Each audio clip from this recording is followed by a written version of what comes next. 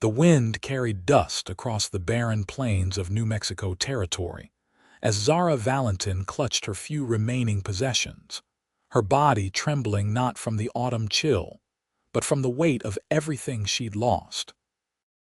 Hachita, a small settlement that had sprung up with the silver mines, lay before her a collection of wooden structures, false-fronted businesses, and tents that promised nothing but offered something she desperately needed: anonymity.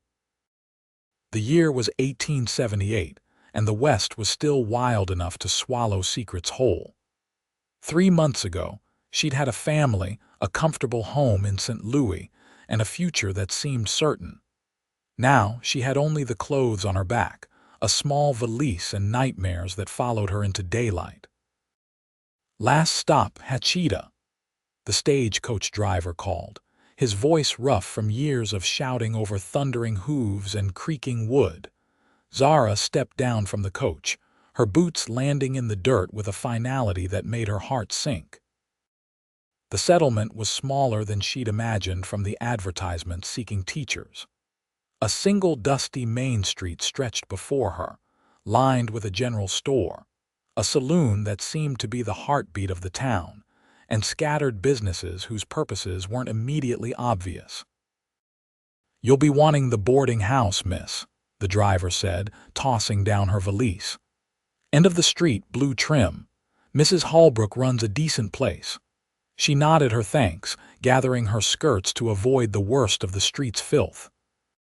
3 days in the stagecoach had left her exhausted, her dark hair falling from its pins, her blue traveling dress wrinkled beyond repair. But appearance was the least of her concerns. She'd come to Hachita to become the town's schoolteacher, a position she'd secured through correspondence, and to disappear. The sound of hooves pounding against dirt drew her attention. A rider approached from the east, his form silhouetted against the setting sun. As he drew nearer, Zara could make out broad shoulders, a weather-beaten hat, and the confident posture of a man at home in the saddle. He slowed his mount as he approached, and she felt his eyes on her, a newcomer in a place where strangers were both curiosity and potential threat. The man tipped his hat slightly, revealing features that were handsome despite, or perhaps because of their ruggedness.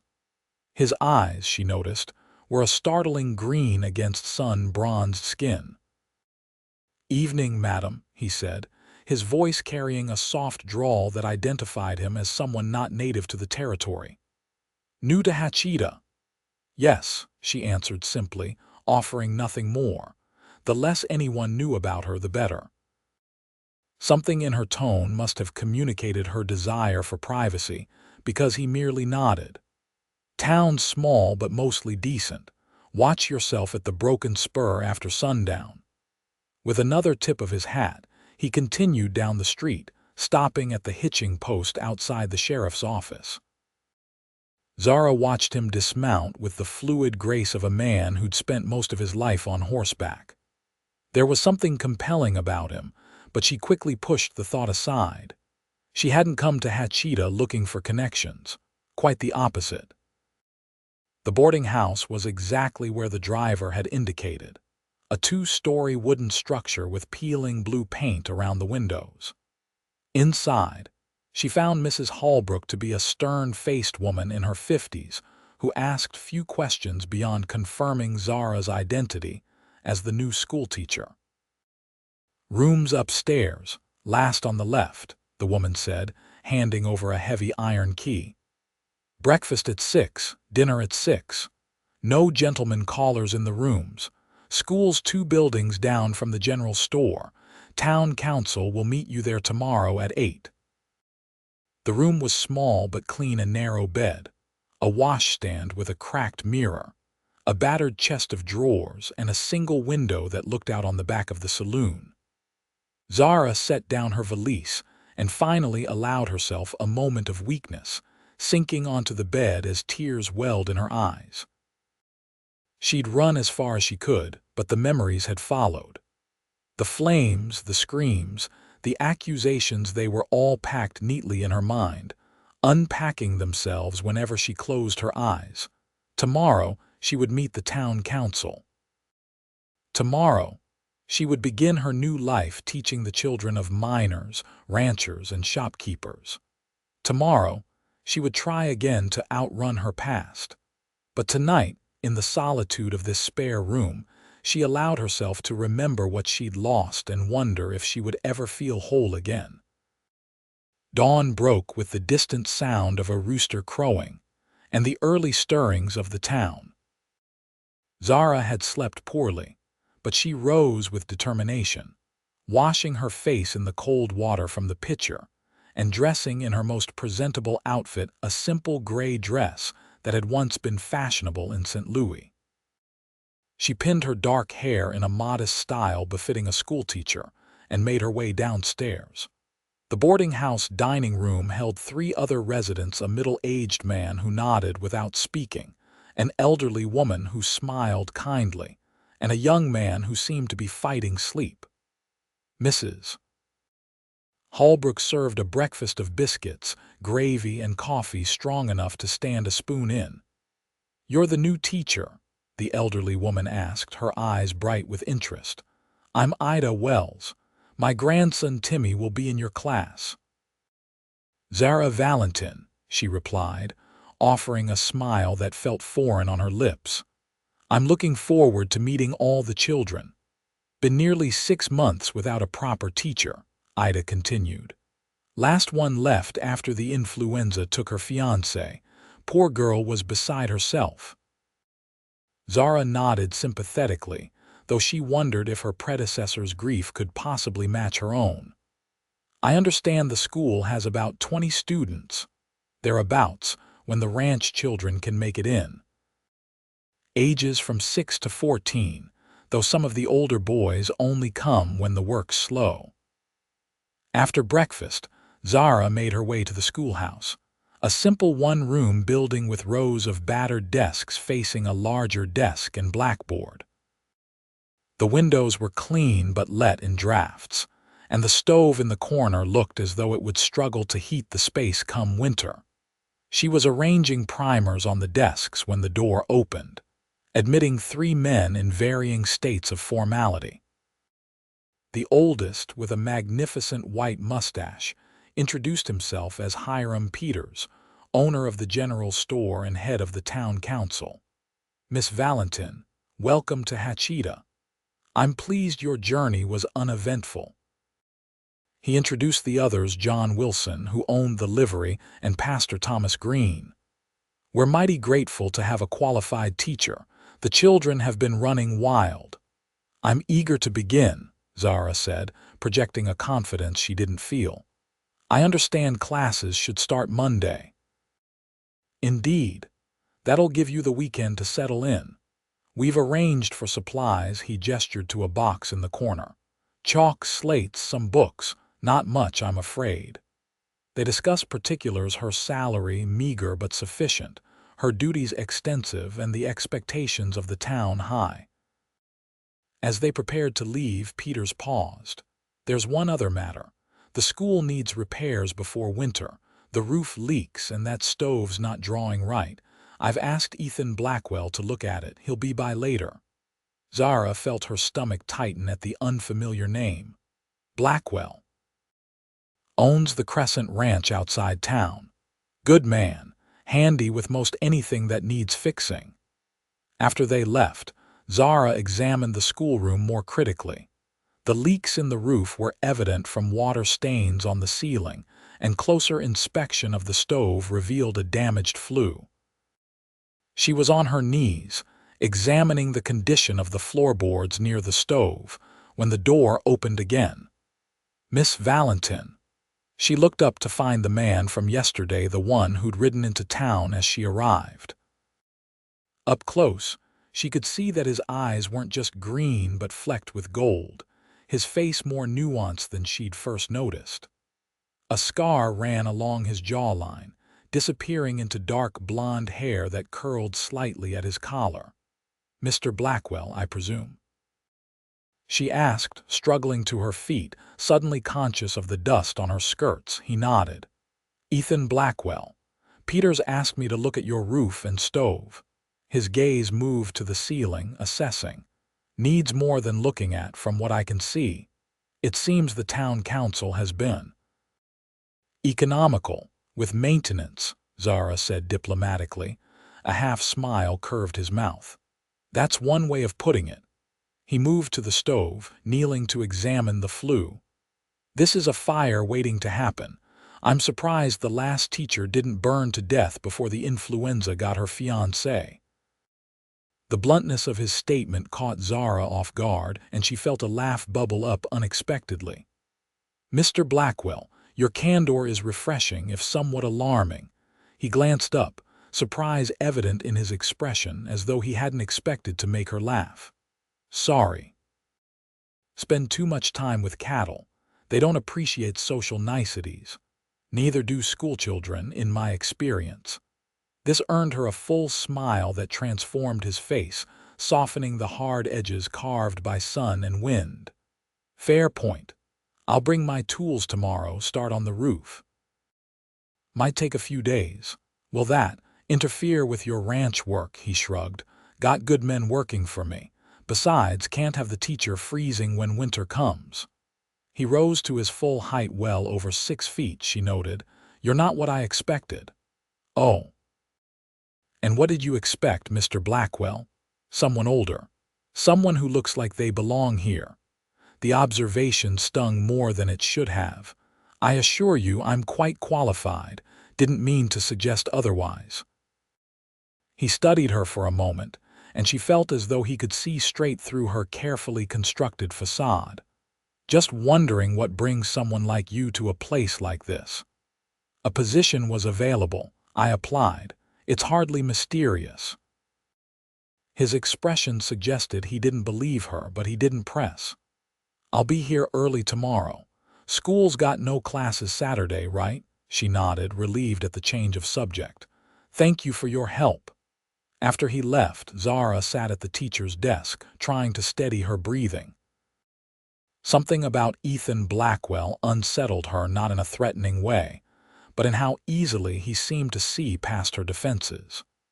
In St. Louis, she'd been known for her composure, for the serene exterior that had hidden her private grief even before the tragedy. Here, within minutes of conversation, this rancher had somehow perceived that she didn't belong. She spent the remainder of the day organizing the schoolroom, reviewing the available books, and preparing lessons.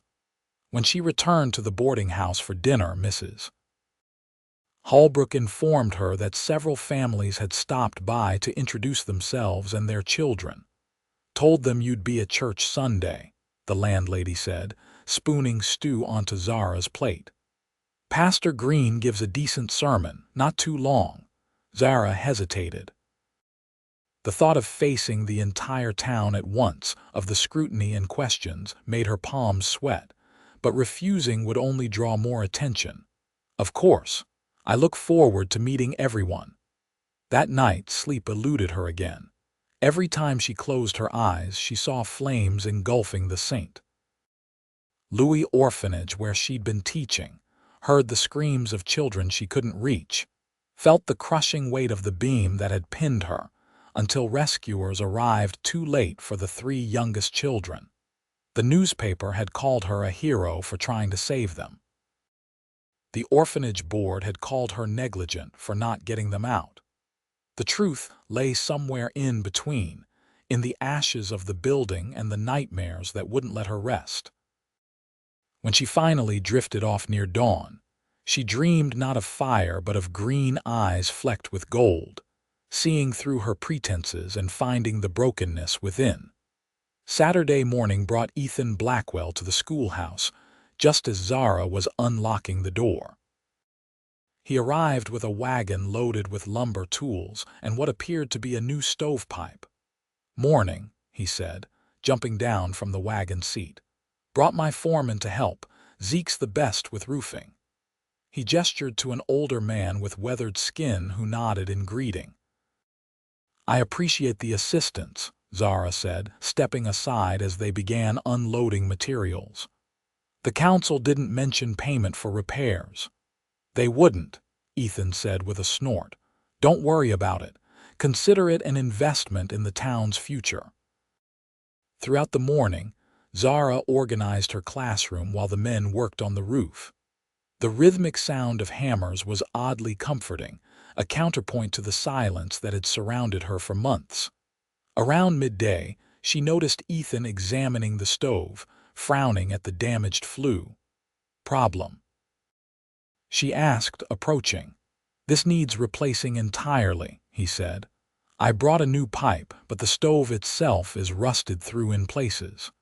He pointed to spots where the metal had deteriorated. I'll order a new one from Silver City, but it'll take a couple weeks to arrive. Will this one last until then? He considered. If you're careful, don't bank it too high, check it morning and night for sparks. His eyes met hers, serious. Fire's dangerous out here. One spark and the whole town could go.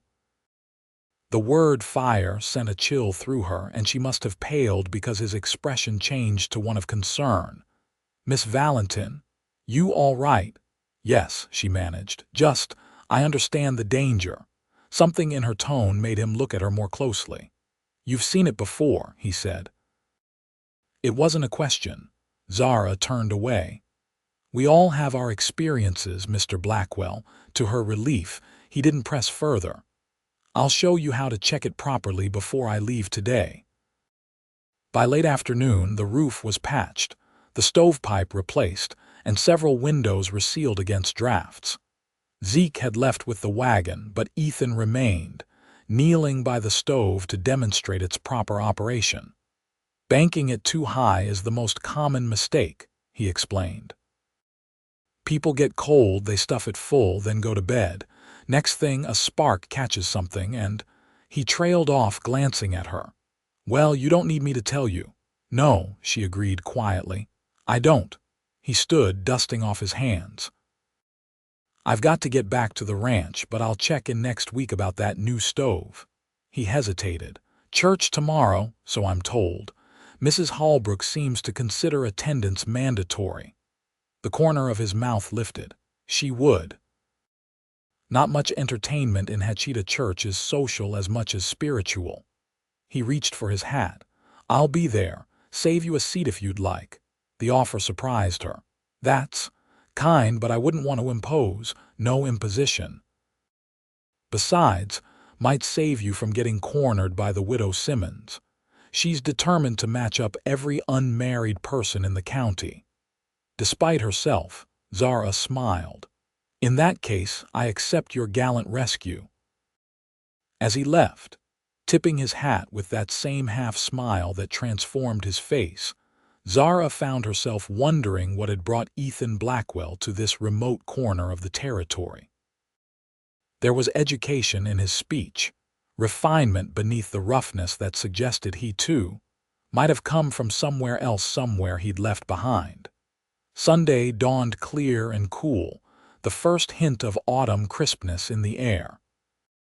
Zara dressed in her best remaining dress, a deep blue that had once been her favorite, and pinned her hair in a modest style that nonetheless displayed its natural waves to advantage. She told herself it was simply appropriate to make a good impression on her students' families, but a small voice wondered if her care had more to do with a certain rancher. The church was the largest building in Hachita, which wasn't saying much. Still, it had been built with care, painted white with actual glass windows, a bell tower, and steps leading to double doors that stood open to welcome worshippers. As Zara approached, she felt the weight of dozens of eyes turning to assess the newcomer. True to his word, Ethan stood near the entrance, dressed in clean trousers and a pressed shirt, his usual hat absent to reveal hair still damp from washing. He nodded in greeting, and she felt an inexplicable relief at his presence. Miss Valentin, he said, offering his arm. May I? She placed her hand lightly on his forearm, aware of the curious glances as he escorted her into the church. Half the town is staring, she murmured. More like 3/4, he replied, guiding her to a pew about halfway to the front. Nothing much happens in Hachita. New schoolteacher is the biggest news in months. Once seated, Zara became aware of a formidable-looking woman making her way determinedly toward them, only to be intercepted by Mrs. Holbrook. "Widow Simmons," Ethan whispered, confirming her suspicion. "You owe me." "Evidently," she whispered back, fighting a smile. Throughout the service, Zara was conscious of Ethan beside her, the solid presence, the faint scent of soap and leather, the way his hands rested easily on his knees. Pastor Green's sermon touched on community and duty, with several pointed references to the importance of education that had her fighting a blush. After the service came the part she'd been dreading, meeting the townspeople. Ethan stayed beside her as families approached to introduce themselves and their children. She smiled and nodded, committing names to memory as best she could, while fielding questions about her qualifications and teaching philosophy. Miss Valentin taught at a prestigious academy in St. Louis, Ethan said at one point when a particularly persistent father pressed for details about her experience. The statement, while true, surprised her. She hadn't mentioned St. Louis to him. When she raised an eyebrow at him later, he shrugged. "Peters mentioned it. Said your references were impressive." Eventually, the crowd thinned, and Ethan offered to walk her back to the boarding house. As they strolled down the main street, he pointed out businesses and shared bits of local knowledge: which store gave fair prices, which saloon should be avoided, which families had been in the area longest. "You know a great deal about Hachita for someone who lives outside town," she observed. "Been here 5 years. That's practically a founding father in these parts." He glanced at her. "Some folks been here longer. The Mendez family's ranch predates the town. Maria Mendez, she'll be in your school. Her great-grandfather had a Spanish land grant. And you, where were you before Hachita?" The question slipped out before she could stop herself. Something flickered in his eyes, caution perhaps. "Boston originally, then all over. War has a way of moving a man around. The war." She didn't need to specify which one. "You fought Union cavalry. Afterward couldn't settle back east." "Too many ghosts." He said it matter-of-factly, but she caught the shadow that passed over his face. "Came west, worked cattle drives, saved enough to buy land when the territory opened up." They'd reached the boarding house, and Zara paused at the steps. "Thank you for the escort, Mr. Blackwell. And for the introductions. Ethan," he said, "if we're going to be fixing up your schoolhouse together, might as well use my name." The informality should have alarmed her. Boundaries were safer, but instead she found herself nodding. "Ethan, then, and I'm Zara." "Zara," he repeated as though testing the sound. "I'll check on that stove midweek, and the new one should arrive by month's end." As he turned to leave, she called after him. "How did you know about St. Louis?" He looked back. "Small towns run on information. I make it my business to know things." A pause. "But I don't know why you left. That story's yours to tell or keep." With that, he walked away, leaving Zara to wonder just how much Ethan Blackwell had discovered about her past and how much remained hidden. Monday morning brought the reality of her new position, as 22 children of varying ages filed into the schoolroom. Zara had spent Sunday evening preparing, organizing students by age and ability based on the information she'd gathered at church. Now, standing before their curious faces, she felt a familiar calm settle over her. Whatever else had changed in her life, this teaching remained constant. "Good morning," she began, writing her name on the blackboard. "I'm Miss Valentin, your new teacher. I look forward to learning all your names and helping you learn many new things this year." The youngest children gazed at her with wide-eyed curiosity, while the older ones displayed varying degrees of interest and skepticism. A girl of about 12 with dark braids raised her hand immediately. "Yes, miss." Maria Mendez, madam. Mr. Blackwell fixed our roof. Zara nodded, recalling Ethan's mention of the family. Yes, he did. Very kind of him. He said you're real smart, the girl continued. Said you know about science and literature and even Latin. Heat rose to Zara's cheeks at the unexpected compliment. Mr. Blackwell is generous. Now, let's begin by assessing where each of you stands in your studies. The morning passed quickly as Zara evaluated reading levels, mathematical abilities, and general knowledge. The range was broad from children who could barely recognize letters to a few older students with surprisingly advanced comprehension. Maria Mendez proved to be among the brightest, devouring books beyond her years, and showing a particular aptitude for mathematics. At noon, the children scattered for lunch, many returning to homes in town while others ate from pails brought with them. Zara used the break to adjust her afternoon plans based on her morning observations. She was so engrossed that she didn't notice someone enter until a shadow fell across her desk. "Brought you something," Ethan said, placing a basket before her. "Mrs. Garcia at the ranch makes the best empanadas in the territory. Thought you might not have had time for lunch." Zara blinked in surprise. "That's very thoughtful. Figured first days are busy." He glanced around the schoolroom. "How are they, the kids?" "Bright for the most part, eager to learn." She opened the basket to find still warm pastries that smelled of beef and spices. "This smells wonderful. Please thank Mrs. Garcia for me." "Will do." He shifted slightly, seeming almost awkward. "Wanted to check if the stove's behaving itself. So far, though we haven't needed it much yet." He nodded, moving to examine it anyway. "Nights are getting cooler, you'll need it soon enough." After a brief inspection, he straightened. "Looks all right. I'll still stop by Wednesday with some better tools to check the fitting." Zara took a bite of an empanada, closing her eyes briefly at the rich flavor. "This is delicious." When she opened her eyes, she found Ethan watching her with an unreadable expression. "Glad you like it," he cleared his throat. "I should let you eat in peace. Children will be back soon." "Thank you again," she said as he turned to leave. "For everything." He paused at the door. "Just being neighborly." After he left, Zara stared at the basket, puzzled by the gesture.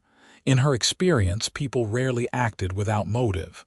What did Ethan Blackwell want from her? Friendship? Something more? Or was he simply curious about the newcomer with secrets? The afternoon session went smoothly, and by the time she dismissed the children, Zara felt cautiously optimistic about her new position. Teaching had always been her refuge, a world where rules made sense and progress could be measured in tangible ways. As the week progressed, she fell into a routine. Mornings were devoted to basics reading, writing, arithmetic, while afternoons allowed for history, science, and for the older students, more advanced subjects. She discovered that several of her pupils had never held a book before, while others, like Maria, had educated parents who'd provided solid foundations. Wednesday afternoon brought Ethan back as promised, this time with tools and a helper to check the stove more thoroughly. The children had just been dismissed, and Maria lingered, helping Zara clean the blackboard. "Mr. Blackwell," the girl exclaimed, her face lighting up. "Did you bring Thunder? He's hitched outside," Ethan replied with easy familiarity. "Your father know you're still in town." "He's at the general store. Said I could help Miss Valentin before meeting him." Maria turned to Zara. "Thunder is Mr. Blackwell's horse. He's the fastest in the county." "Is that so?" Zara asked, amused by the girl's enthusiasm. "Won the race at the 4th of July picnic," Ethan confirmed. "Though it was more the rider than the horse, if I do say so." Maria rolled her eyes. "He always says that, but Thunder's special. Mr. Blackwell raised him from a colt after the mother died." Something in Zara softened at this glimpse of Ethan, not just the capable rancher, but a man who would save an orphaned foal. "That must have been difficult," she said. "Bottle feeding every 2 hours," he admitted. "Slept in the barn for weeks." "Can I show Miss Valentin?" Maria asked eagerly. "Please," Ethan glanced at Zara. "If she'd like to see him." The hopeful expression on Maria's face made refusal impossible. "I'd love to," Zara said, gathering her shawl. Outside, tethered to the hitching post, stood a magnificent black stallion with a single white blaze down his forehead. He nickered softly when Ethan approached, nudging his shoulder affectionately.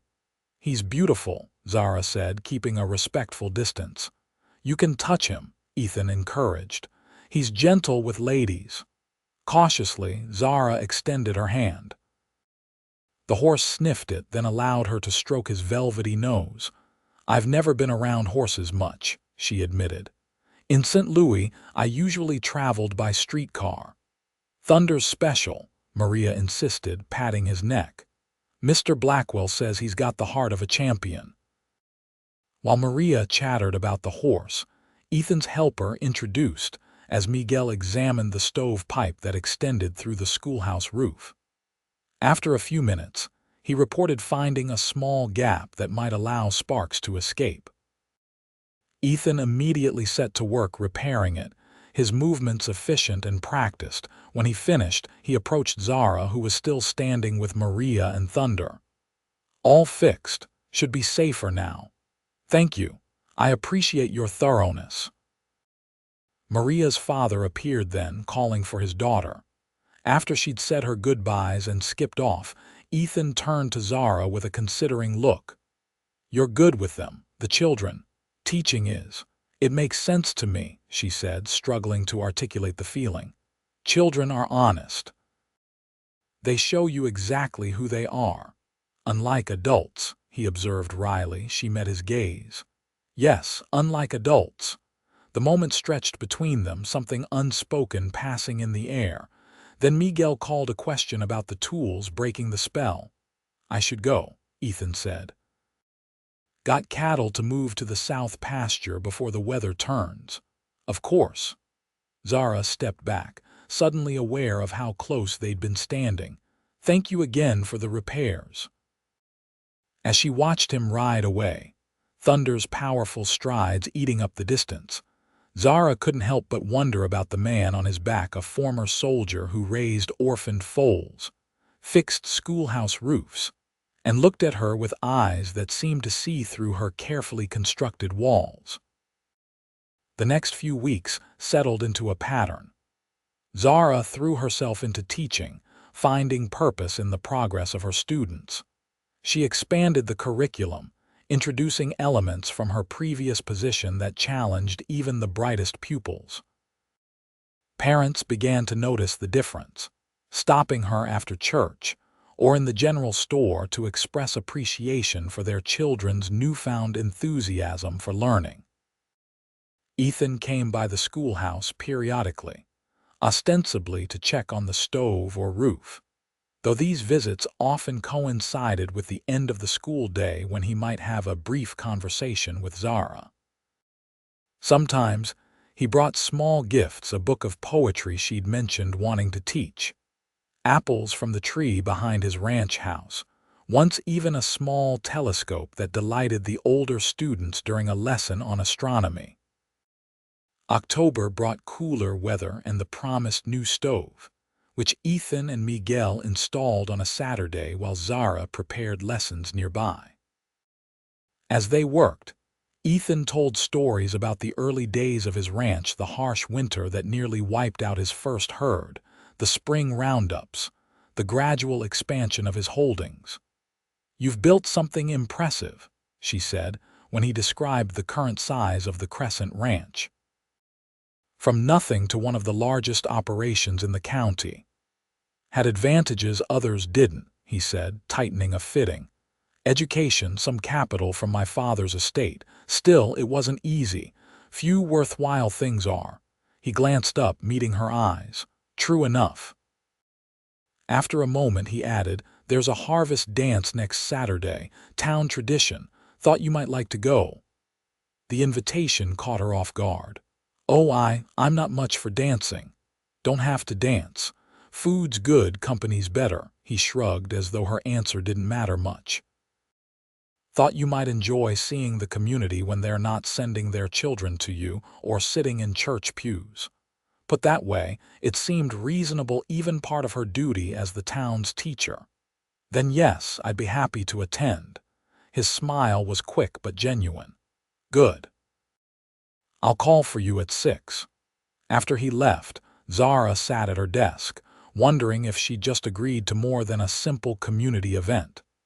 In St. Louis, such an invitation from a man of standing would have carried clear implications.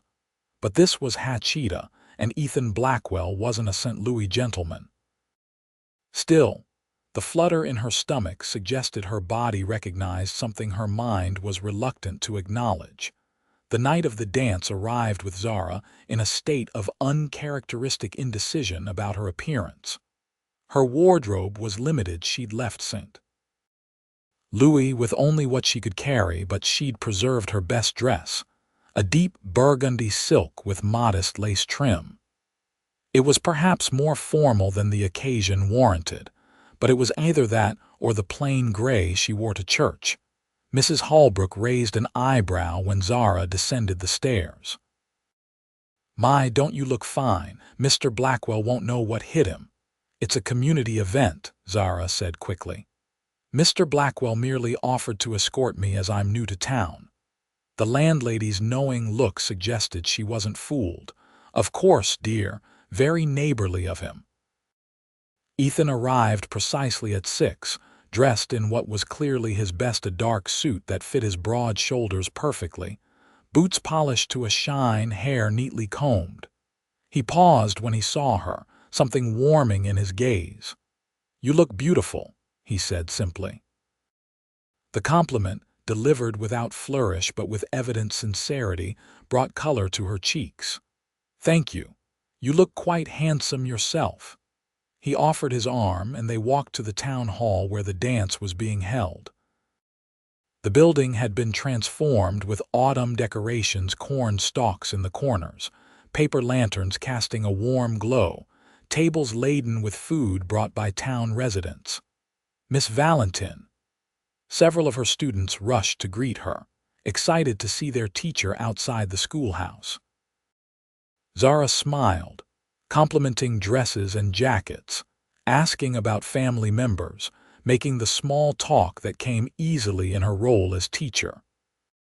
Throughout the evening, Ethan stayed near, introducing her to ranchers who lived too far out for their children to attend the school, sharing amusing stories about town events from previous years, making sure her cup was filled and that she had opportunities to rest from the constant socializing.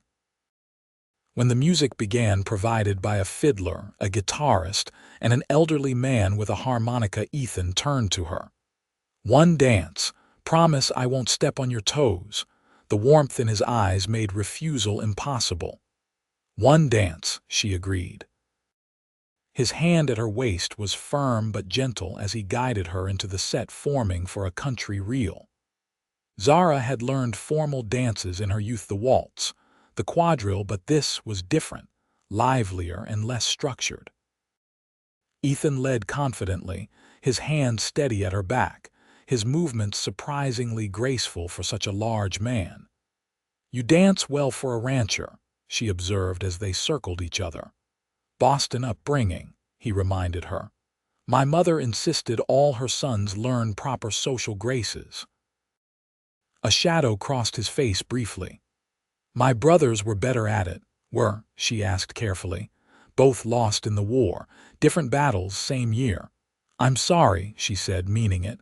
Loss was something she understood all too well. The dance ended, but before they could return to the sidelines, the music shifted to a slower waltz.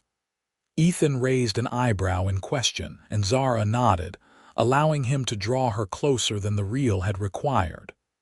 "You said one dance," he teased softly. "I'm discovering I enjoy dancing more than I remembered." she replied. As they moved around the floor, Zara became acutely aware of the strength in his arms, the faint scent of soap and something uniquely him, the way his eyes rarely left her face. For the first time in months, she felt something other than grief and guilt, a warmth that had nothing to do with the crowded room and everything to do with the man holding her. "People are watching," she murmured, noticing the glances from townspeople. "Let them," he said. Nothing improper about a dance. But it wasn't the propriety she was concerned about, it was the connection forming between them, visible enough that others could see it. Connections meant vulnerability, and vulnerability had cost her dearly. When the music ended, she stepped back. "I think I need some air." Concern flickered in his eyes, but he nodded. "Of course." Outside, the night air was crisp with the promise of frost, stars brilliant in the clear sky. Zara wrapped her shawl tighter, breathing deeply to clear the confusion in her mind. Too crowded in there. Ethan asked, joining her but maintaining a respectful distance. "A bit," she admitted. "I'm not used to such gatherings anymore." "Were you once?" She hesitated, then decided a partial truth was safe enough. "In St. Louis, yes. My father was a professor. Academic functions, cultural events, they were part of my upbringing. And now you're in Hachita, teaching children their letters in a one-room schoolhouse." He studied her profile in the moonlight. "Quite a change." "Life rarely follows the path we expect," she said softly. "No," he agreed. "It doesn't." After a moment, he added, "Whatever brought you here, I'm glad it did." The simple statement, delivered without pressure for explanations, touched something deep inside her. "Even though I know nothing about horses and had to be taught to bank a stove properly," he smiled. "Even so." The sound of the door opening interrupted them as other couples spilled out, laughing and talking. Ethan straightened. "Should I take you home? Or would you like to return to the dance?" "Perhaps one more dance," she said, surprising herself. "If you're willing." His smile widened. "More than willing." They returned to find the tempo livelier again, a group dance forming that had everyone linking arms and spinning partners. Zara found herself laughing as Ethan swung her around, her earlier discomfort forgotten in the simple joy of movement and music. By the time he walked her back to the boarding house, it was late, stars wheeling overhead and the town quiet around them. At the foot of the steps, he paused. "Thank you for coming tonight," he said. "Seeing you enjoy yourself, it's a good sight." "I did enjoy myself," she admitted. "More than I expected to." He reached out slowly, giving her time to withdraw, and tucked a strand of hair behind her ear that had escaped during the dancing. "Good night, Zara." "Good night, Ethan." As she watched him walk away, Zara realized with a start that for hours she hadn't thought once about the fire, about the children she couldn't save, about the life she'd fled. For the first time in months, she'd been fully present in the moment, and that moment had been happy. The revelation was as terrifying as it was exhilarating. November brought the first real cold snap, frost etching patterns on the schoolhouse windows each morning. Zara rose earlier to ensure the stove was properly lit before her students arrived, grateful for Ethan's careful instruction. The new stove worked beautifully, warming the room without the worrying sparks and smoke of its predecessor. Since the harvest dance, something had shifted between them. Ethan's visits to the schoolhouse became more regular, often coinciding with the end of the day when he might walk her back to the boarding house. They talked easily about books, about the progress of her students, about his plans for the ranch.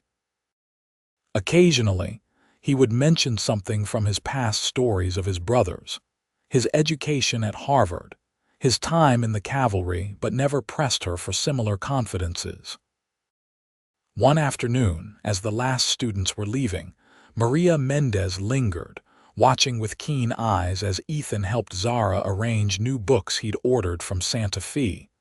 "Are you courting Miss Valentin?" the girl asked bluntly. Ethan's hand stilled on the book he was holding. "That's a direct question, Miss Mendez. Papa says you're at the schoolhouse more than you're at your own ranch these days," Maria continued, undeterred. "And Mama says it's about time you found yourself a wife before you turn into a lonely old rancher like Mr. Jenkins." Zara felt heat rise to her face. "Maria, that's hardly an appropriate topic. Why not? Everyone's talking about it." "Everyone," Ethan raised an eyebrow. "Well, Mama and Mrs. Wilson and Mrs. Peters." Maria shrugged. "They say Miss Valentin would be good for you because she's smart and pretty, and you need somebody who can stand up to you." Zara didn't dare look at Ethan. "I think your father is probably wondering where you are, Maria." The girl sighed dramatically. "Fine. But I think you should court her, Mr. Blackwell. She smiles more when you're around." After Maria left, an awkward silence fell. Zara busied herself arranging papers, acutely aware of Ethan's presence across the room. "Smart girl," he finally said. "Observant."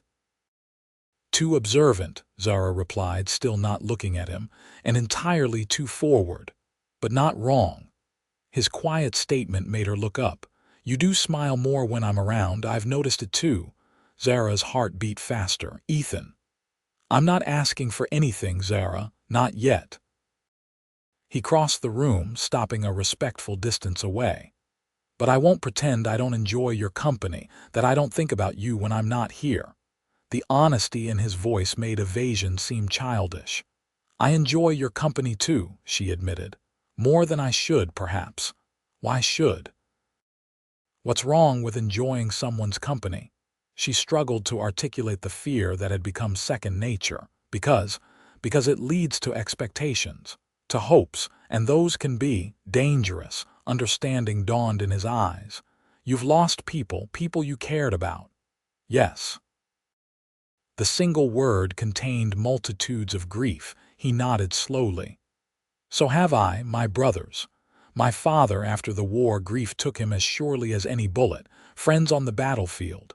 He took a step closer. "But that's not reason enough to stop living, Zara, to stop feeling. Isn't it?" She asked, her voice barely above a whisper. "When the pain of loss outweighs everything else, for a time, maybe." His eyes held hers. "But not forever. At some point you have to choose life again." The words struck her with unexpected force. Wasn't that what she'd been doing, existing rather than living? Teaching, eating, sleeping, but never fully engaging, never allowing herself to feel anything that might lead to more pain. "I don't know if I can," she confessed. "You already are." He gestured to the schoolhouse around them. "With these children. Every day you're choosing to invest in their futures, to care about their progress. That's life, Zara." She hadn't thought of it that way, that teaching wasn't just a refuge but an act of faith, of connection. "Perhaps you're right." "I usually am," he said with a hint of his usual humor.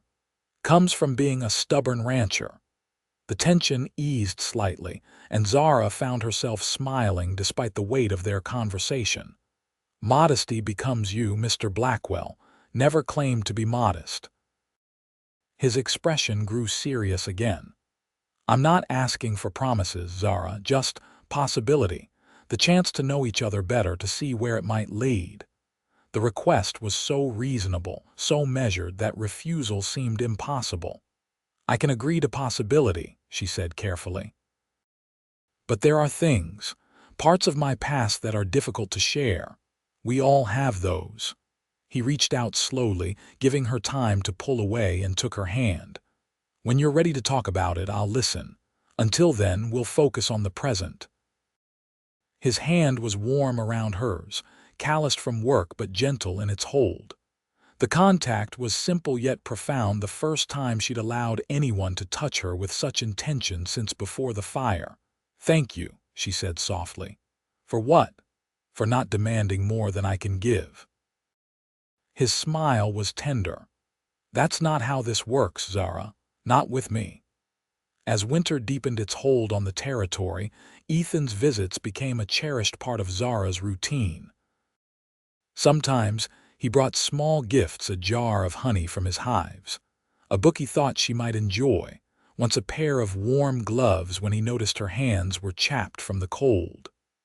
Other times, he simply came to walk her home or to help with some small repair around the schoolhouse. The town noticed, of course. Mrs. Holbrook had taken to smiling knowingly whenever Ethan called at the boarding house, and Zara had overheard enough whispered conversations to know that Hachita had collectively decided they were courting, regardless of whether they used that term themselves. In truth, Zara wasn't sure what to call their relationship. It was more than friendship, certainly, but Ethan had kept his word about not pushing for more than she was ready to give. He hadn't tried to kiss her, though sometimes she caught him looking at her mouth in a way that suggested he wanted to.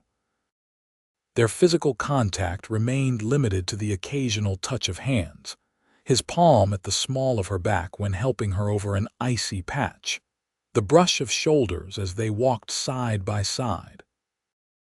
One evening in early December, as snow began to fall in earnest, Ethan arrived at the schoolhouse just as Zara was preparing to leave. "Storm's coming in faster than expected," he said, concern evident in his voice. "Roads might be impassable by morning." "The children," Zara said immediately. "Some of them have miles to travel. Town's organizing. Pastor Green is checking on families closest to his route home. I've got men riding to the outlying ranches." He stomped snow from his boots. "Thought I'd make sure you got back to the boarding house safely. Thank you, but I can manage.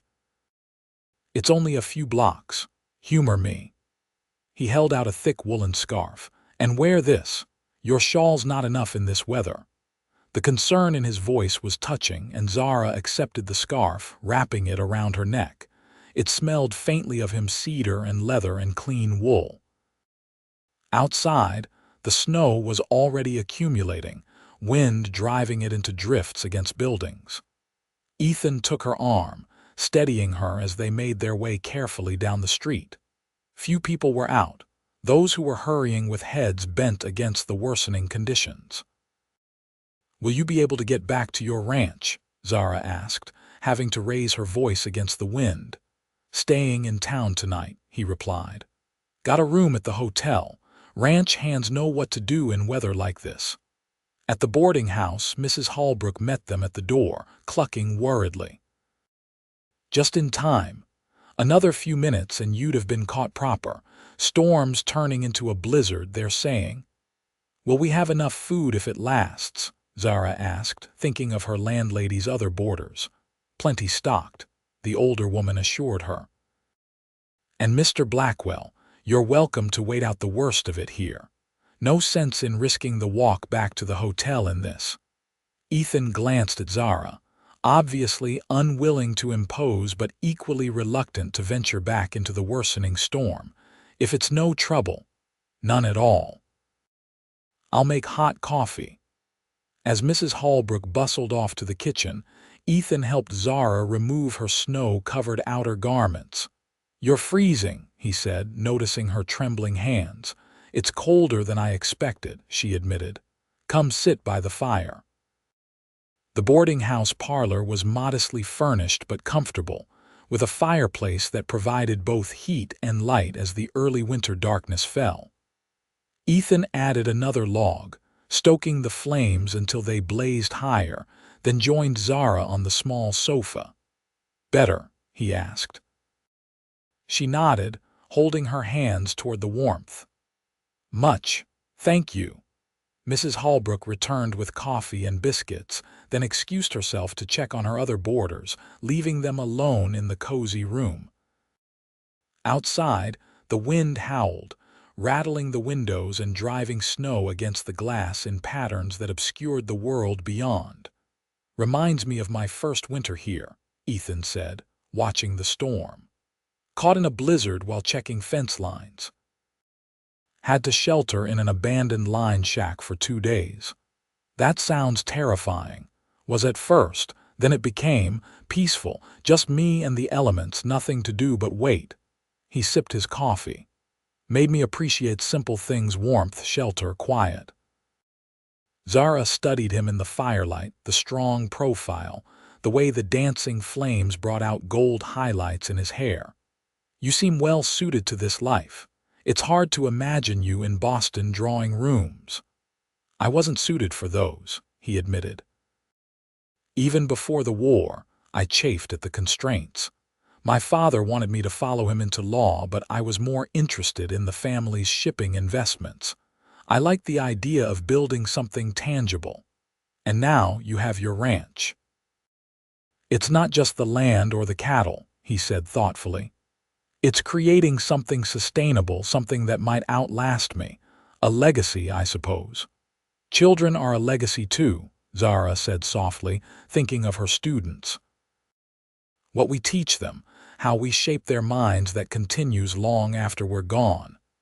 He looked at her with warmth in his eyes. You're good at it. Teaching.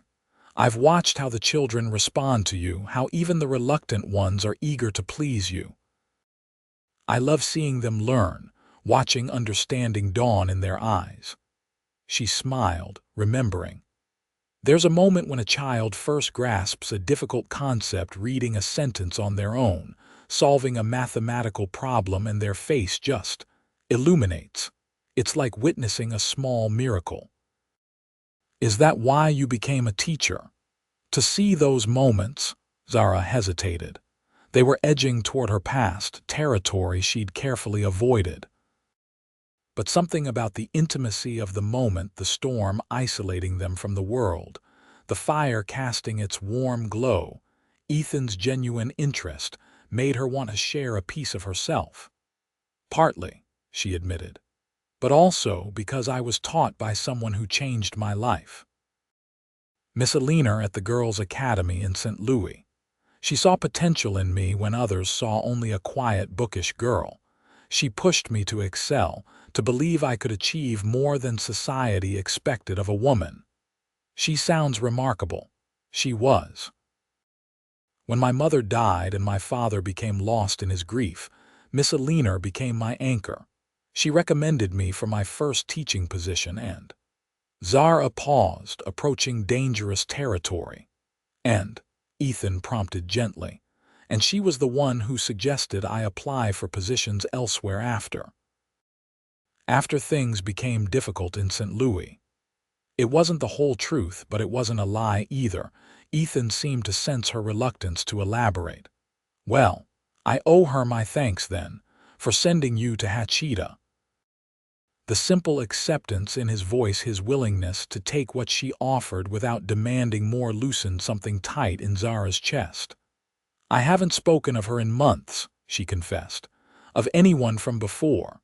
Does it help, talking about her? Yes, Zara said, somewhat surprised to find it true. It does. Then I'm glad. He set down his coffee cup. Would you mind if I asked you something? You can choose not to answer. She tensed slightly but nodded. You can ask. Are you happy here in Hachita? The question was so unexpected that Zara found herself answering honestly before she could consider a more guarded response.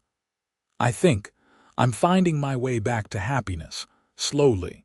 His expression softened. That's all any of us can ask for, I think. Finding our way back or forward or wherever happiness might be. And you, she asked, are you happy? More so recently, he said, holding her gaze so she couldn't mistake his meaning. Heat that had nothing to do with the fire rose in her cheeks. Ethan. I'm not rushing you, he assured her quickly. Just being honest. Before she could respond, the parlor door opened and Mrs. Holbrook returned, breaking the moment. Storm's getting worse, she announced. Mr. Blackwell, I'm afraid you might be our guest for the night. I can make up the sofa here in the parlor. I appreciate that, Mrs. Holbrook, Ethan said, rising. Don't want to inconvenience you. No inconvenience. Can't have Hachita's most eligible bachelor freezing to death on my watch. The landlady winked at Zara. Miss Valentin would never forgive me. After Mrs. Holbrook had provided blankets and a pillow, bidding them both good night with a meaningful look that made Zara blush again, They found themselves alone once more. "I should let you rest," Zara said, suddenly aware of the impropriety of their situation, despite Mrs. Holbrook's presence in the house. "Probably," Ethan agreed, though he made no move to step away. "Zara, yes, I'm glad I was here when the storm hit, that you weren't alone." The simple statement touched her deeply. "So am I." For a moment, they stood close enough that she could feel the warmth radiating from him, see the flecks of gold in his green eyes. Then, with visible restraint, he stepped back. "Good night, Zara." "Good night, Ethan." As she climbed the stairs to her room, Zara realized that for the first time since the fire, she was looking forward to tomorrow, not just enduring each day as it came, but actively anticipating what the next might bring. The blizzard lasted 2 days, effectively closing the school and isolating Hachita from the surrounding ranches. Ethan remained at the boarding house the first night, but managed to make it to the hotel the following day when the wind briefly abated. He stopped by each evening to check on Zara and the other residents, bringing news from around town and fresh supplies from the general store, which had remained open despite the weather. When the storm finally broke, leaving drifts taller than a man in some places, the town emerged to assess the damage. Remarkably, there had been no serious injuries or losses, a testament to the community's preparedness, and to the efforts of men like Ethan, who had ensured everyone was safely sheltered before the worst hit. School resumed the following Monday, though with reduced attendance as families from outlying areas remained snowbound. Zara used the opportunity to give more individual attention to the students who could attend, advancing some of the older ones to more challenging material. Christmas approached rapidly, and Hachita prepared for its annual celebration despite the lingering snow. The schoolhouse was decorated with paper chains and pine boughs, and Zara organized a small program in which her students would recite poetry and sing carols for their parents. "You should come to the ranch for Christmas dinner," Ethan said one afternoon as he helped hang a wreath on the schoolhouse door. "Mrs. Garcia makes a feast that would put any Boston restaurant to shame." The invitation caught Zara by surprise. "That's very kind, but Mrs. Holbrook is invited too," he added quickly. "And Pastor Green. It's something of a tradition for those who don't have family nearby." Put that way, it seemed churlish to refuse. "Then yes, thank you. I'd be delighted." The children's Christmas program was a success, with parents crowding the schoolhouse to watch their offspring perform. Even the youngest managed their lines without catastrophe, and Maria Mendez's solo rendition of Silent Night brought tears to several eyes. Afterward, as families mingled and enjoyed the refreshments Zara had prepared, Ethan appeared at her side. "Well done," he said softly. "They were magnificent." "They worked so hard," she replied, pride evident in her voice. "Even Tommy Wilson, who claimed he'd rather eat dirt than recite poetry. Yet there he was, declaiming 'Twas the night before Christmas like he was born to it." Zara laughed. "Amazing what the promise of extra dessert can accomplish." As the gathering began to disperse, parents collecting sleepy children for the journey home, Ethan lingered. When only a few stragglers remained, he drew a small package from his pocket. "Early Christmas gift," he said, offering it to her. "Something practical." Zara untied the simple brown paper to reveal a beautiful fountain pen, its barrel made of polished wood with silver fittings. "Ethan, it's lovely. Noticed yours was running dry. Teacher needs a proper pen." The thoughtfulness of the gift, something useful but also finely crafted, touched her deeply.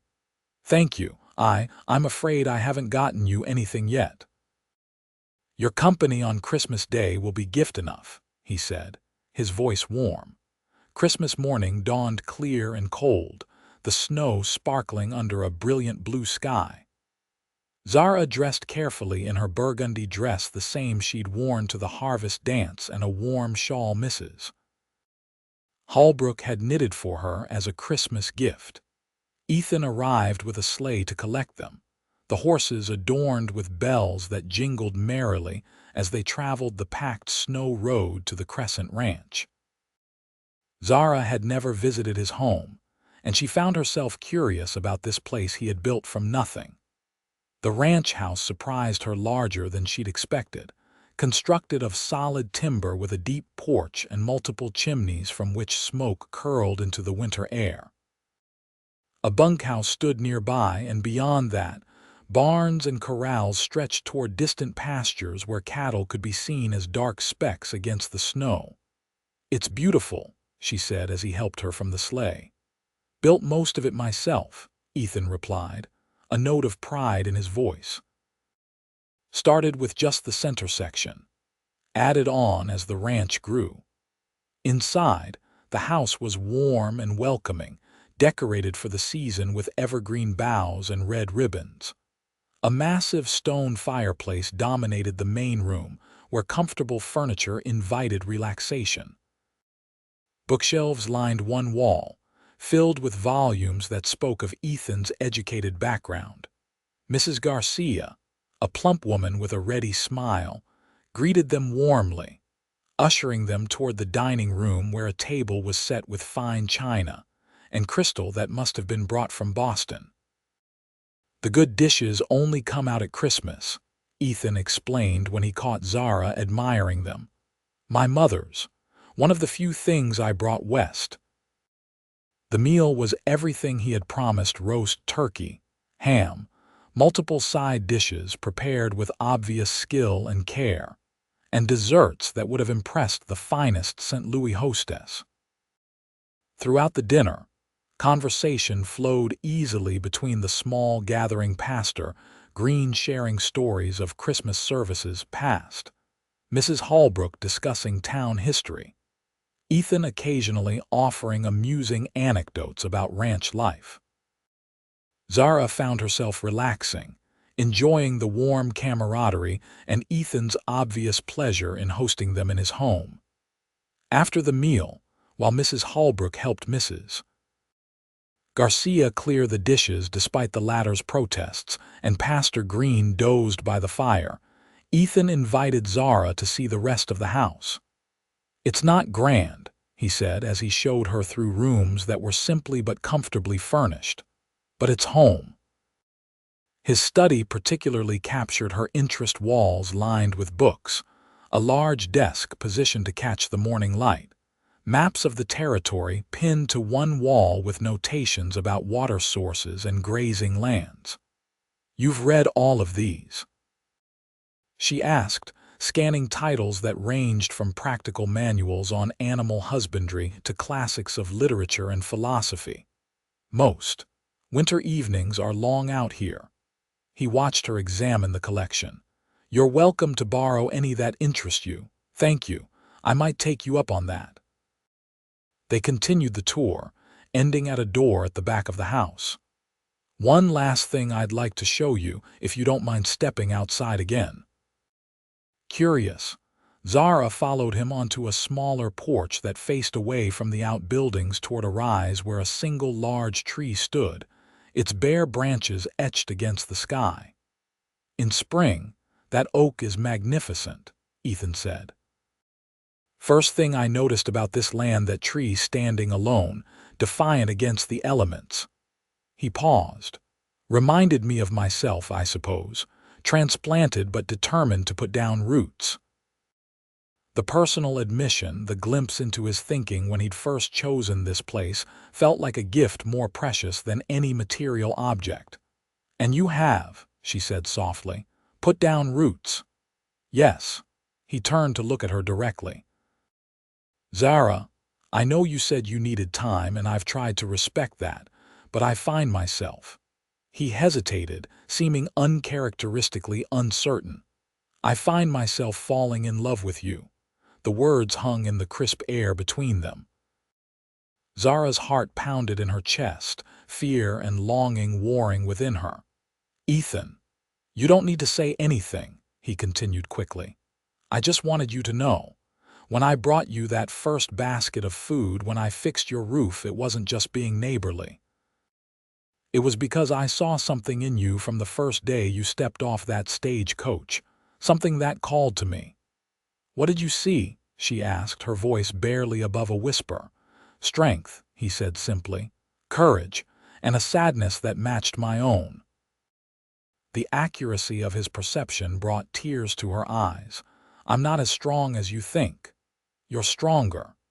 He took a step closer but didn't touch her. "You came alone to a place you'd never been, started a new life, gave yourself to teaching children who needed you. That takes extraordinary strength, Zara." "Or desperation," she said, the words escaping before she could stop them. Understanding dawned in his eyes. "You were running from something." It wasn't a question, but she answered anyway. "Yes. Will you tell me what?" The moment stretched between them, pregnant with possibility. Zara looked into Ethan's eyes and saw nothing but compassion and a patience that seemed infinite. In that moment, she made a decision. "There was a fire," she began, her voice steady despite the pain the words evoked. "At the orphanage where I taught in St. Louis. It started in the night, spread quickly. I was staying late, grading papers in my classroom when I smelled the smoke." Ethan remained silent, giving her space to continue at her own pace. "I tried to reach the children's dormitory, but the flames were already between us. I found another way through a side entrance, got most of them out, but 3 of the youngest," her voice faltered. "3 were in a back room. I went in after them, but a beam fell. It pinned me. I couldn't reach them. I could hear them crying, but I couldn't." "Zara," Ethan said softly, reaching for her hand, "it wasn't your fault. That's what they said, the firemen, the doctors, but the orphanage board. They suggested I'd been negligent. That I should have checked that room first, that if I'd been more vigilant about the candles." She drew a shuddering breath. "The newspapers called me a hero for saving the others, but all I could think about were the 3 I couldn't save. Their faces, their names, they haunt me. So you left." "My mentor, Miss Aliner, suggested it. Said I needed a fresh start, away from the memories and the whispers. She helped me find the position here." Zara finally met his gaze directly. "I didn't tell the town council the full story. I was afraid they wouldn't want someone like me teaching their children. Someone who risked her life trying to save orphans." Ethan's voice held a note of disbelief. "Zara, there's no shame in what happened, only tragedy. But the children died in a fire you didn't start and couldn't have prevented." His hands moved to her shoulders, gentle but firm. "You did everything humanly possible, more than most would have."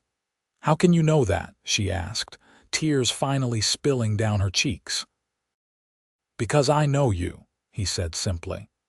"I've watched you with your students, seen your dedication, your care for even the most difficult children. You wouldn't have left anyone behind if there had been any way to reach them."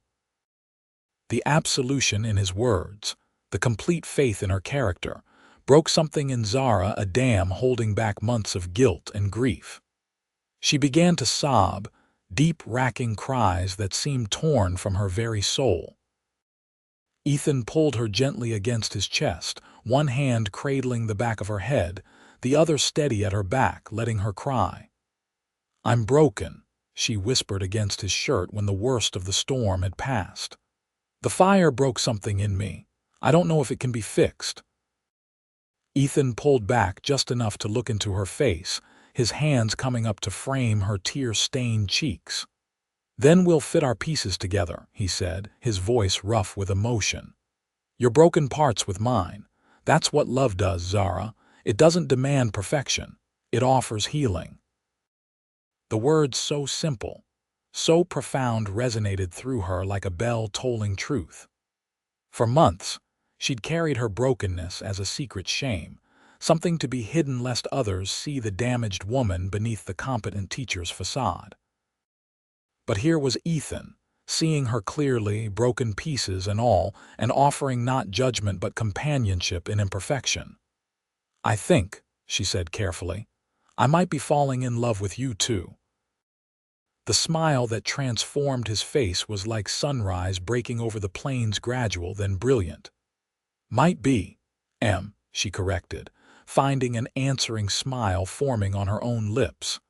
"I am falling in love with you, Ethan Blackwell." He leaned forward slowly, giving her time to pull away if she wished, and then his mouth was on hers, gentle at first, then with increasing certainty as she responded.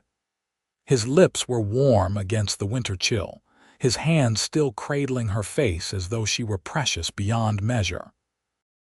When they finally parted, both a little breathless, he rested his forehead against hers. "Merry Christmas, Zara Valentin." "Merry Christmas, Ethan." Later, when they rejoined the others inside, Mrs. Holbrook took one look at their clasped hands and exchanged a satisfied nod with Pastor Green. "About time," the landlady muttered, though her smile belied any real impatience. As the short winter day faded to twilight, Ethan built up the fire and brought out a fiddle Zara hadn't known he played. The simple tunes he coaxed from the instrument filled the room with warmth as palpable as that from the hearth. Watching him, seeing the contentment in his face as his fingers danced across the strings, Zara felt something unfurling within her, hope, tentative but persistent, like the first green shoot breaking through snow at winter's end. The months that followed seemed to pass both slowly and all at once, marked by small, significant changes in Zara's life. Winter gradually yielded to spring, the harsh New Mexico landscape softening with wildflowers and new grass. The school term progressed well, with even the most reluctant students showing improvement under her guidance. Ethan's courtship, now acknowledged openly, proceeded with the same steady patience he'd shown from the beginning. He respected her need to focus on her teaching during the week, but claimed her weekends for rides across his land, picnics by the stream that bordered his property, and quiet evenings in the parlor of the boarding house where they discussed books, shared stories, and gradually revealed more of their pasts to each other. By April, the entire town seemed to have accepted their relationship as a settled matter. Zara found herself included in conversations about ranch business when she accompanied Ethan to the general store, while he was consulted on school matters, as though his connection to her granted him special insight. "They've practically married us off already," Zara observed one Sunday after church, amused by Mrs. Wilson's pointed comment about how lovely the lilacs would be for a June wedding. Ethan's expression grew thoughtful. Would that be so terrible? The question, casual in tone but weighted with meaning, made Zara's heart skip. "Ethan, are you?" "Not formally," he assured her quickly. "Not yet, but I'd be lying if I said I hadn't thought about it." They were walking toward the boarding house, the spring sunshine warm on their faces. Zara considered his words carefully before responding. "I've thought about it too." His step faltered slightly. "You have?" "Yes," she smiled at his evident surprise. "Is that so shocking?" "No, just—" He grinned suddenly, the expression boyish and unguarded. "Just makes me happier than I've been in a long time." "I'm not saying I'm ready this minute," she cautioned. "The school term doesn't end until June, and I would want to fulfill my contract." "Of course." He took her hand, tucking it into the crook of his arm. "I'm a patient man, Zara. I've waited this long to find you. I can wait a bit longer to make you my wife." The word wife sent a thrill through her that was equal parts excitement and apprehension. Marriage was a step she hadn't imagined taking again after the fire had considered herself too damaged, too haunted by the past. Yet here she was, walking beside a man who had seen her brokenness and offered not pity but partnership. "There's something I should tell you," she said as they reached the boarding house steps. Something about my past that you should know before we discuss this further." Concern flickered in his eyes. "All right. Not here," she said, glancing at the open windows of neighboring houses. Perhaps you could come to dinner tomorrow evening. Mrs. Holbrook said she wouldn't mind setting an extra place." "I'll be here," he promised. That night, Zara sat at the small desk in her room, staring at the blank paper before her. The story she needed to tell Ethan was one she'd never fully articulated, even to herself. It required going back further than the fire, to the beginning of her time in St. Louis. Taking a deep breath, she picked up the pen he had given her for Christmas and began to write. The following evening, Ethan arrived promptly at 6, a small bouquet of wildflowers in hand. After dinner, during which Mrs. Holbrook kept the conversation flowing with town gossip, Zara suggested they sit in the parlor, which was empty of other boarders. "You seem nervous," Ethan observed as they settled on the small sofa. "I am a little," she admitted. "What I have to tell you, it's not something I've shared with anyone in Hachita."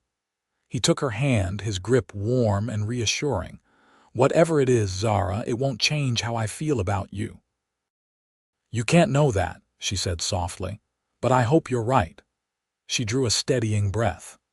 "When I came to Hachita, I told you I had been teaching at a girls' academy in St. Louis before taking the position at the orphanage.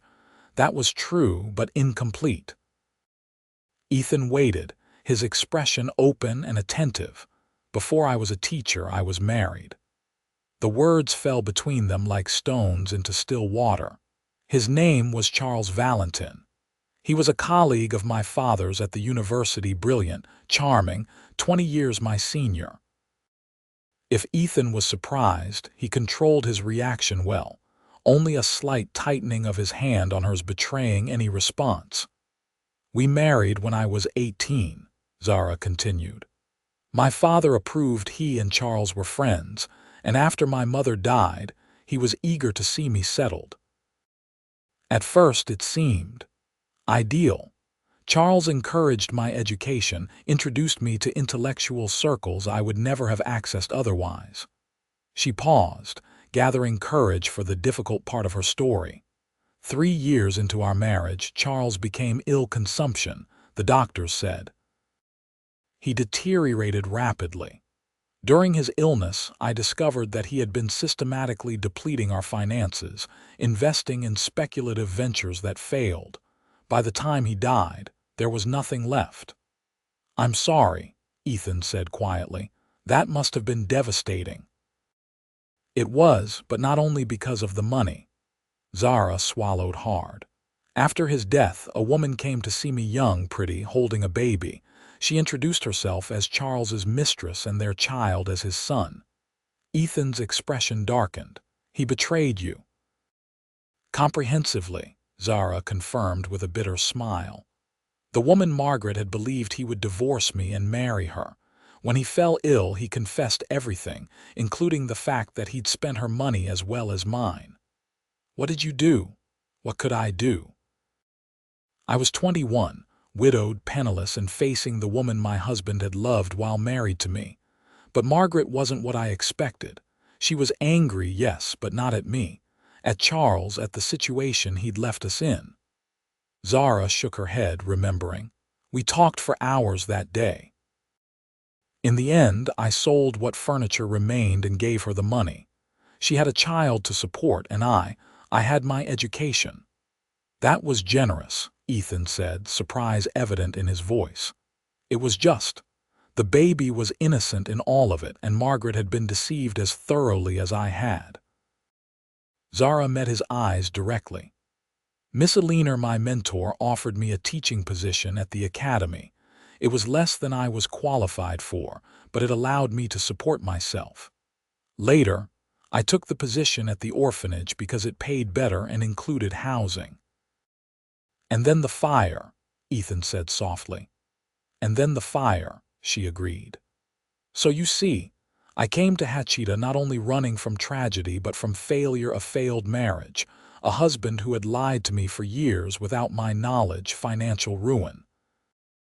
Not exactly the background one expects of a schoolteacher. Ethan was silent for a long moment, his thumb tracing circles on the back of her hand. Do you know what I hear in that story, Zara? What? Resilience, compassion, strength. He shifted to face her more directly. You were betrayed by someone you trusted, left in an impossible situation, and you responded with generosity to the woman and child who could have been viewed as the enemy. Then you rebuilt your life through your own abilities and hard work. Until it all fell apart again with the fire, she said quietly. No, Ethan countered firmly. The fire was a tragedy, but it didn't undo who you are or what you've accomplished. Look at what you've built here in Hachita, the respect of the community, the progress of your students, the difference you're making in their lives. And you, she added softly, I found you. His expression softened, eyes warming with affection. We found each other, I think. He brought her hand to his lips, pressing a kiss to her palm.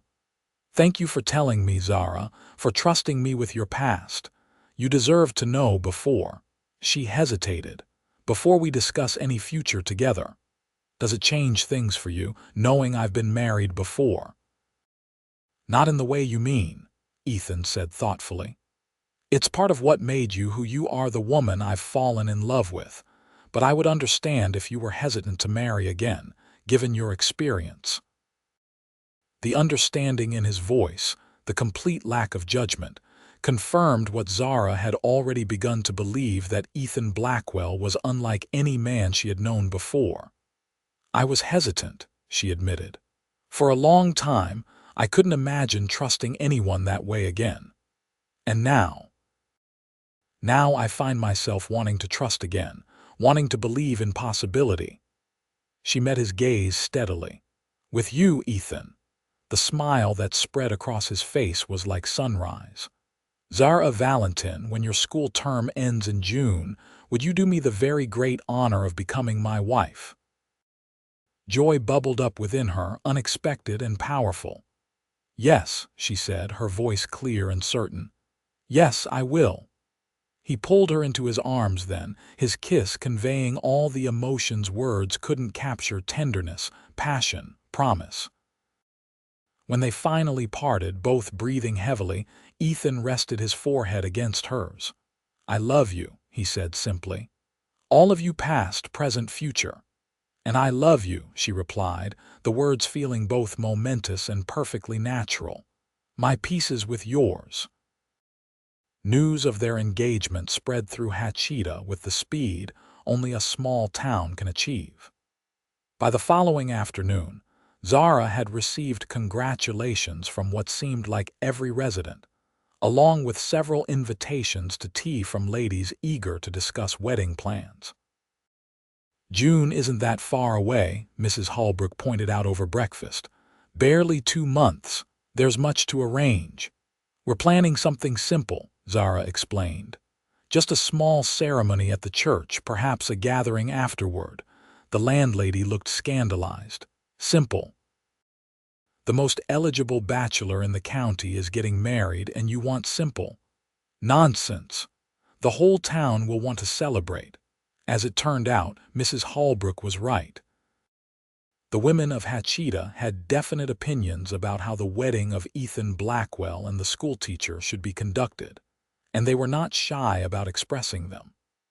Zara found herself swept into a whirlwind of preparations that somehow had to be balanced with her teaching duties. Ethan watched the proceedings with amusement, content to leave most decisions to Zara and her self-appointed committee of helpers. He did, however, insist on one thing: having Thunder saddled and waiting after the ceremony to carry his bride to their new home. It's tradition, he explained when Zara expressed concern about riding in her wedding dress. My father carried my mother on horseback from the church to their home. His father did the same. Then, who am I to argue with Blackwell tradition? She said, smiling at his unexpected sentimentality. As the school term neared its end, Zara found herself increasingly preoccupied with thoughts of her future life as Ethan's wife. The practicalities were straightforward enough. She would move to the ranch, continue teaching the following term if the town council approved, help manage the household that Mrs. Garcia had overseen since Ethan built the place. The emotional aspects were more complex. Marriage meant complete vulnerability, sharing not only a home but a life, a bed, a future. Her first marriage had been a partnership of minds more than bodies. Charles had been gentle but not particularly passionate, their physical relationship pleasant but secondary to their intellectual connection. With Ethan, she sensed it would be different. His kisses, increasingly difficult to keep within the bounds of propriety as their wedding approached, held a promise of passion that both excited and intimidated her. One evening in late May, as they sat on the porch of the boarding house watching the sunset, Zara gathered her courage to broach the subject.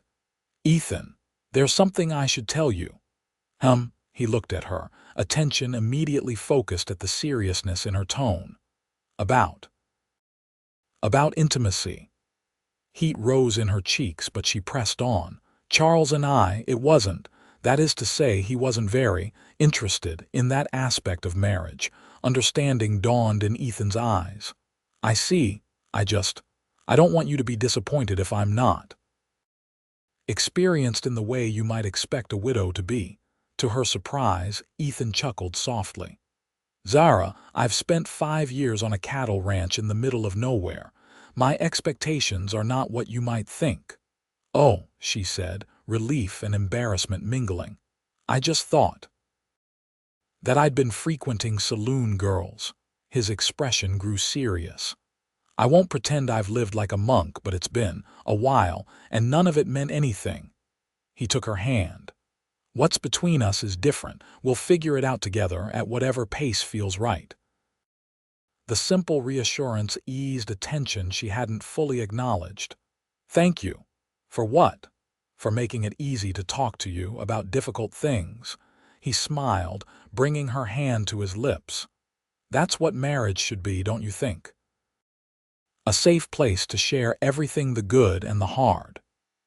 The sentiment stayed with Zara in the weeks that followed, through the end-of-term examinations, the graduation ceremony for the oldest students, and the final preparations for the wedding.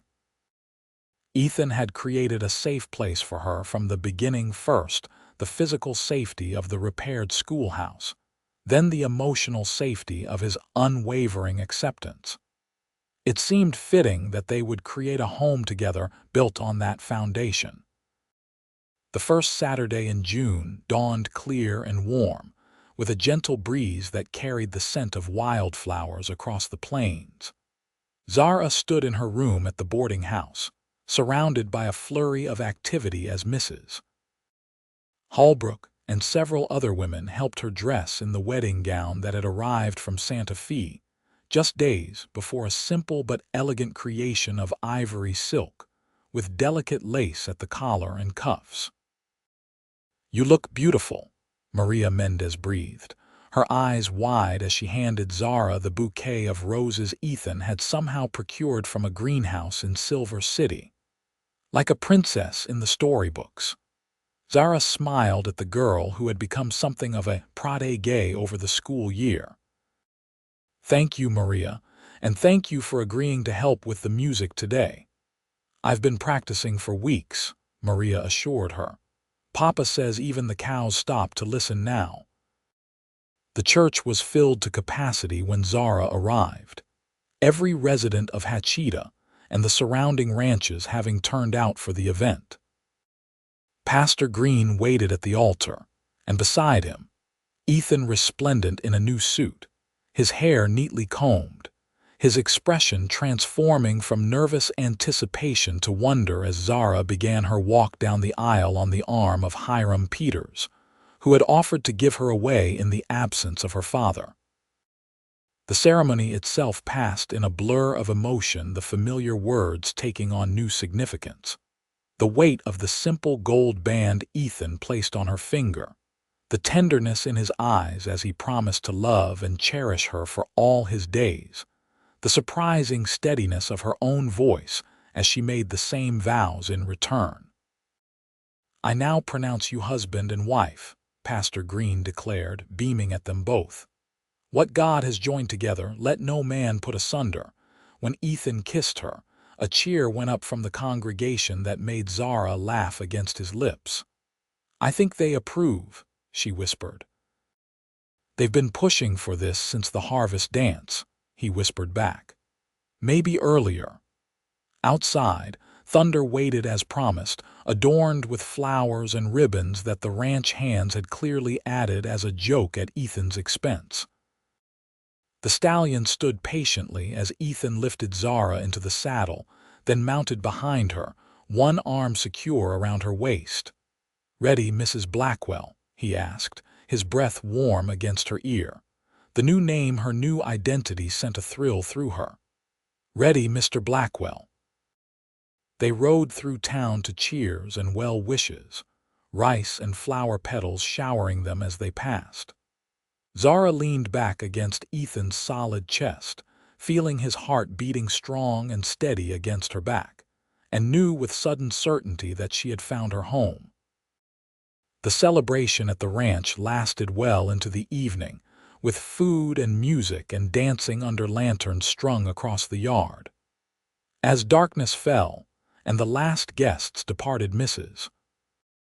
Holbrook being practically pushed into Pastor Green's buggy after multiple assurances that everything was in order, Ethan took Zara's hand. "Come," he said softly. "There's something I want to show you." He led her through the house to a door she hadn't noticed during her Christmas visit, a door that opened to reveal a room that took her breath away. Bookshelves lined 3 walls, filled with volumes arranged by subject. A comfortable window seat looked out toward the distant mountains.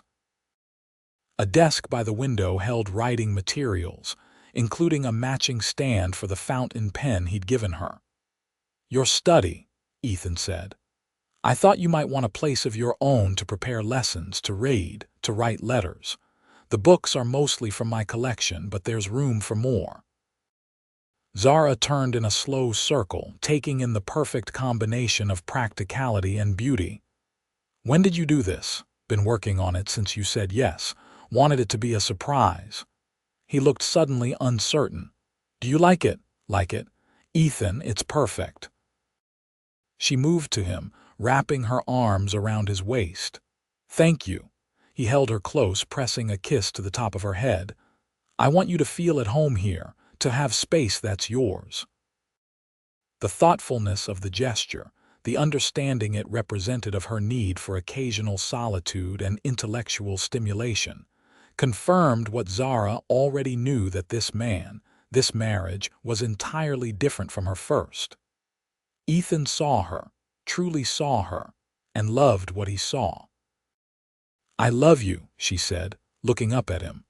"More than I thought possible." His expression softened, the green eyes that had first caught her attention now dark with emotion. "And I love you, Zara Blackwell." The kiss that followed was deeper, more urgent than those they had shared before, unrestricted now by the bounds of propriety or the presence of others. When they finally parted, both breathing heavily, Ethan rested his forehead against hers. "It's getting late," he said softly. "We should." "Yes," she agreed, understanding his unspoken question. "We should." Their shared bedroom was at the end of the hall, a large space with windows on 2 sides to catch the cross breeze. A massive bed dominated one wall, covered in a quilt that Zara recognized as the work of several ladies from town who had presented it as a wedding gift.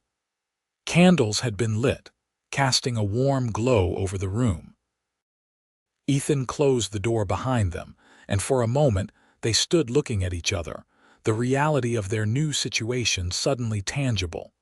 Then he smiled, that warm, genuine smile that had first begun to melt the ice around her heart.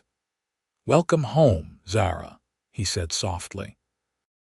The words broke the tension, and Zara moved to him, lifted her face for his kiss, surrendered to the feelings she'd held in check for so long. His hands were gentle as he helped her with the buttons of her dress, his touch reverent as he explored newly revealed skin. Her own fingers fumbled with his shirt, eager yet hesitant, until he covered them with his own, guiding her. "We have time," he murmured against her neck. "All the time in the world." What followed was a revelation, passion tempered with tenderness, desire balanced with care. Ethan was patient, attentive to her responses, finding ways to please her she hadn't known existed. When they finally came together, the sense of completion, of rightness, brought tears to Zara's eyes.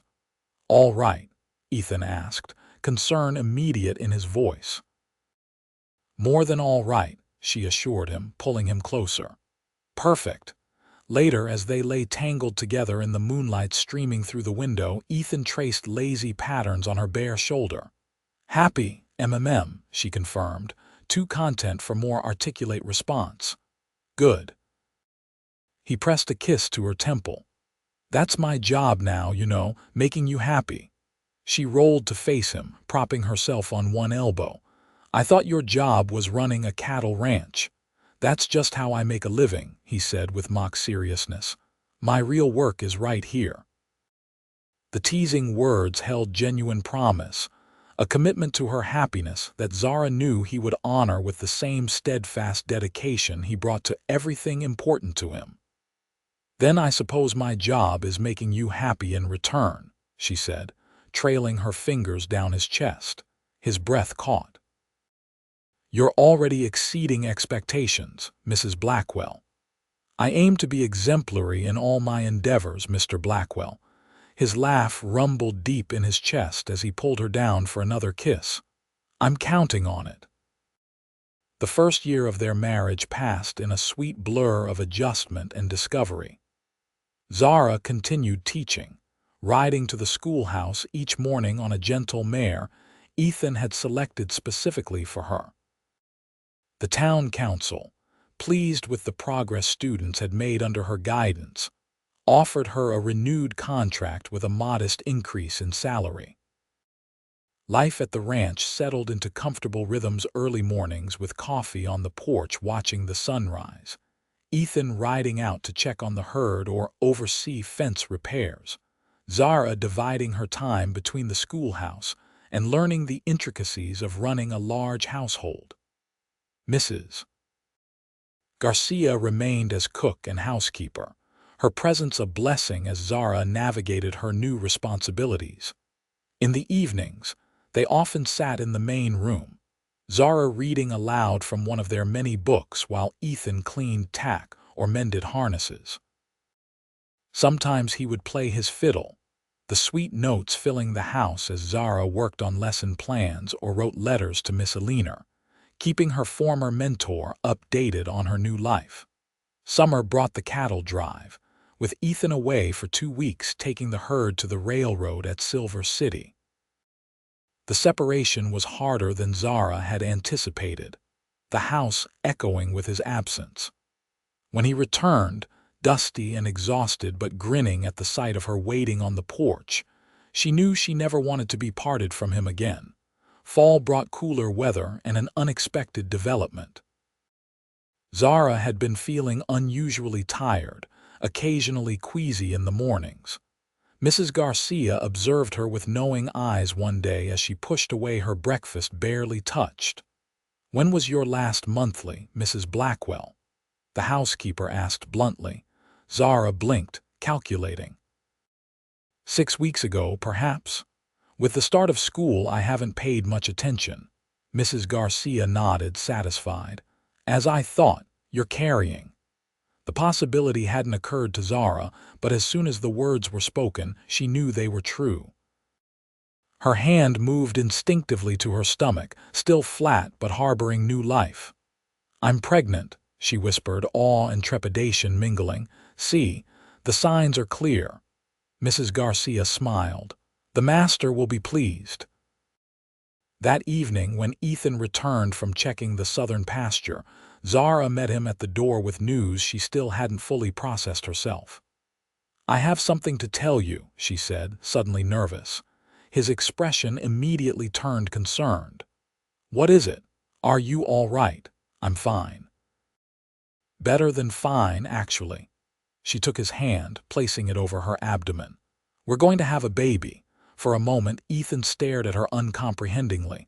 Then understanding dawned, his face transforming with a joy so pure it took her breath away. "A baby, you're sure, Mrs.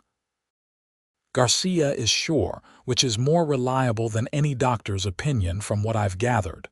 He laughed, lifting her off her feet in a gentle spin. "A baby," he repeated, his voice filled with wonder. "Our baby." The pregnancy progressed smoothly through the winter, with Zara continuing to teach until the town council insisted she take time off for the final months. Her students were fascinated by her expanding waistline, particularly the younger ones who had limited understanding of where babies came from. "My mama says you've got a gift from God in your belly," little Sarah Wilson announced one day during arithmetic.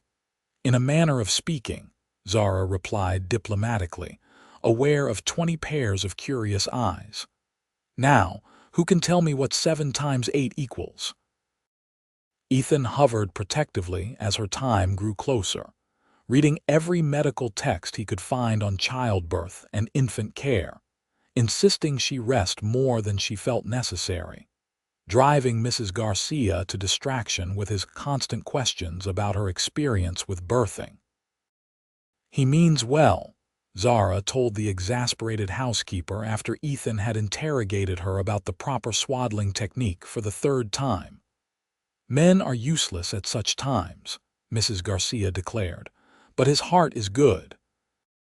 Spring arrived with its promise of renewal, the ranch bursting with new life, calves in the pastures, wildflowers carpeting the plains, fruit trees in blossom. In early April, after a labor that Zara would later describe as educational but not an experience I'm eager to repeat immediately, their daughter was born, a healthy, robust girl with her father's green eyes and a dusting of dark hair that promised to be as rich as her mother's. "Eleanor," Ethan suggested as he held his daughter for the first time, his large hands incredibly gentle with the tiny bundle. "After your mentor, the woman who helped bring you to Hachita." Tears filled Zara's eyes at the thoughtfulness of the gesture. "Eleanor Rose," she amended. "Rose for your mother." "Eleanor Rose Blackwell," Ethan said, testing the name. "Perfect for a perfect girl." As spring deepened into summer, Zara found motherhood both more challenging and more rewarding than she had anticipated. Ellie, as they called her, was a good-natured baby for the most part, but still required constant attention and care. The theoretical knowledge Zara had acquired from books proved less useful than Mrs. Garcia's practical wisdom and the advice of other mothers in the community. Ethan took to fatherhood with the same dedicated enthusiasm he brought to everything he valued. He was never too tired after a day of ranch work to take Ellie from Zara's arms, walking the floor with her when she was fussy, singing old lullabies in a surprisingly melodious baritone. He built a cradle with his own hands, carved with roses and oak leaves, a piece of craftsmanship that would become a family heirloom. On the evening of their 2nd wedding anniversary, after Ellie had been settled for the night, Ethan led Zara out to the porch where a small table had been set with wine, cake, and a wrapped package. "Happy anniversary," he said, pulling out her chair with a formal bow that made her laugh. "And to you." She reached for the package. "May I, please?" Inside, she found a leather-bound journal, the cover embossed with her initials. "It's beautiful," she said, running her fingers over the soft leather. "Thought you might want to write down some of your stories," Ethan explained. "For Ellie someday. About your life, how you came to Hachita." The thoughtfulness of the gift acknowledging her love of writing, her connection to her past, her hope for the future brought tears to her eyes. Thank you. It's perfect. They sat in companionable silence as the sun set, painting the western sky in shades of gold and crimson. Zara sipped her wine, thinking about the journey that had brought her to this moment, the tragedy that had driven her from St. Louis, the fear and uncertainty of arriving in Hachita, the gradual healing she had found through teaching, through Ethan's patient love, through building a new life piece by piece. "Penny, for your thoughts," Ethan asked, reaching across the table to take her hand. "I was thinking about broken things," she said. "About how sometimes they can be mended into something stronger, more beautiful than before." Understanding dawned in his eyes. "Like the Japanese art, kintsugi." "Yes, exactly." She squeezed his hand. "When I first came here, I felt shattered beyond repair. But you saw the pieces, all of them, even the ugly, jagged ones, and you helped me put them back together." "We put them back together," he corrected gently. "Both of us together." "Together," she agreed. "And now look what we've built, a home, a family, a future I couldn't have imagined 2 years ago." Ethan raised his glass. "To broken pieces fitted together." "And to the strength found in the mending," Zara added, touching her glass to his.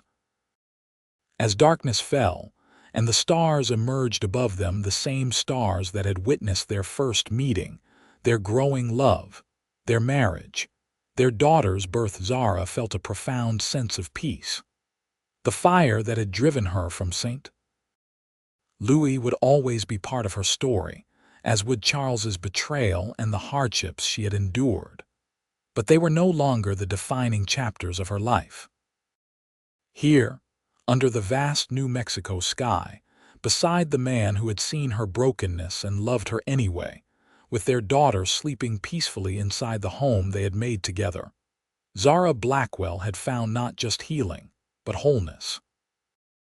Not despite the broken places, but because of them, because it was in those very cracks that the light had found its way in, illuminating a path to love she might otherwise never have discovered.